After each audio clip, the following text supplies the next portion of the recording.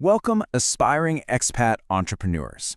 If you are a foreigner looking to start a business or work as an autónomo, meaning a freelancer or self-employed professional, in Spain, you are in exactly the right place.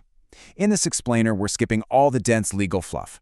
We are focusing purely on the practical mechanics of the new royal decree, specifically RD 1155-2024, Articles 82 to 87. It's the exact step-by-step roadmap you need to follow your business off the ground. So, let's dive right in.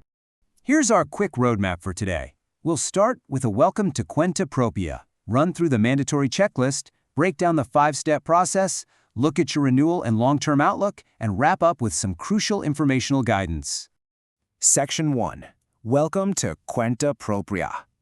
Before you even start drafting your business plan or packing your bags, we really need to define exactly what kind of permit you're applying for, because it puts you squarely in the driver's seat. Let's clear up a common point of confusion right off the bat.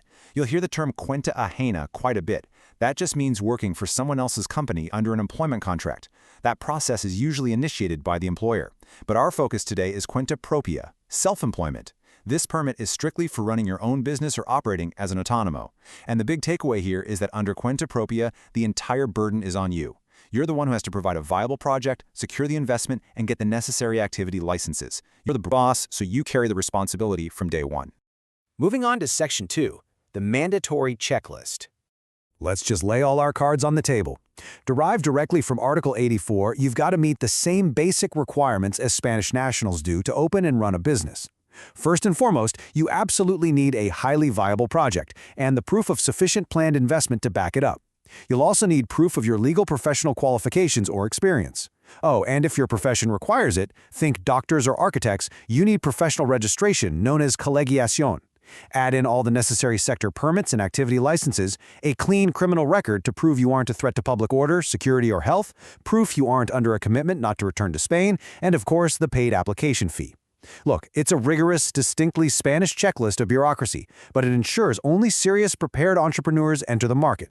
All of this comprehensive documentation we just went through, it all gets attached to a single, incredibly important form that's going to act as the cornerstone of your application. It's the EX-07. The official title is the Authorization for Temporary Residence and Self-Employment Work. Every single license, business plan, and background check gets packaged right alongside this exact document. Section 3. The 5-step process. So, with your EX-07 form and business plan in hand, you're ready to begin a 5-step journey from your home country straight to your new Spanish office. Step 1, as we just covered, is prepping your business project and your EX-07 documents. Step 2 involves actually applying for your residence visa at the Spanish consulate in your home country and paying that fee. Step 3? Well, that's the waiting game, a strictly regulated 3-month decision period for the immigration office to resolve your file. Step 4, assuming you're approved and your visa is issued, requires you to legally enter Spain and register with the Seguridad Social, the Spanish social security system, as an autónomo. That's the step that actually gives your permit legal effect. And finally, Step 5 is applying for your physical identity card, the T, in person. You do actually have some flexibility for those initial steps. As a non-resident starting at the Spanish consulate in your home country, Articles 38 and 39 allow a bit of a mixed approach. You can file the paperwork online yourself, or you can use a local professional representative, often called a gestor in Spain, who can file it for you via the government's Mercurio platform where that's permitted. Honestly, if you want to save yourself a massive initial administrative headache, getting a gestor can be a total lifesaver. Now, as we hit Step 3, we encounter a crucial number, 3. Step 3 introduces your very first strict deadline. The immigration office has exactly 3 months from the time of the consulate's communication to resolve your application. But you might be wondering, what happens when that clock just runs out? You've got to pay very close attention here, because this is exactly where a lot of people get tripped up by Spanish administrative law. Under Article 85.4, if you receive absolutely no response after those 3 months have passed, you hit what's called silencio administrativo, administrative silence. And in the case of the cuenta propia permit, silence equals refusal. If 3 months expire without a resolution, your application is legally considered denied. It's a tough rule for sure, but knowing it prevents you from waiting endlessly for an approval letter that just isn't coming. Now, while the rules are undeniably strict, the law does offer some interesting nuance. Article 85.2 explicitly states that a police report showing a criminal record is not, by itself, an automatic or isolated ground for denial.